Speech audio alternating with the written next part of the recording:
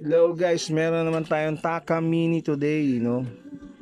Pinapa-setup sa atin ang ED1 EDCS na Taka Mini, no? Nakita ng client sa post ko yung sinetup kong Taka Mini. So, okay naman to. Papapalitan niya lang ng bone nut and saddle, no? Pero syempre, need na rin na ayan, i-prep level, bilugin uli para bumalik sa sariwa, no? Crystal clear uli siya. Yan, siyempre yan yung action niya. Sakto na raw yung action, pero baba natin ng konti pa, no? Ito, papalitan natin to ng buto. Ito mahirap gawin guys, dahil may ngipin yung handle saddle niyan, no? So yung customize na ito medyo mahirap gawin, kaya ayan, subukan natin. Ayan siya, Taka Mini. Alright, antayin nyo. Pakita natin yung customize natin na pumalakasan na bone nut and saddle. Alright.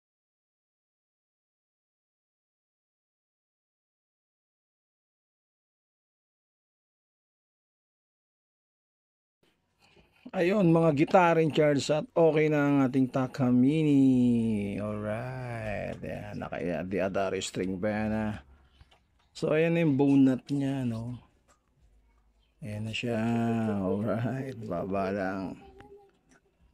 At yung mga fret na tinutukan natin noon, ayun na, no? So itong board niya malinis na to. Yan yung mga lalim niya eh. Hindi naman masyado malalim. Ito yan yung mga fret niya. Bilog na yan. Ayan. Good na yan mga boss. Crystal clear na to naguli niya, no? Siyempre ano na siya, bone nut na rin ang saddle niya, no? Pinahirapan tayo na ito, ginaya natin talaga. At yung pins niya is bone na din. So yun yung pinagawa na may-ari sa atin. Overall okay na siya. Na-sound check ko na rin yung ano niyan. Pick up niya good na good naman. Alright. Ito na si Taka Mini. Buhay na uli. Maraming salamat sa nagpagawa. Thank you.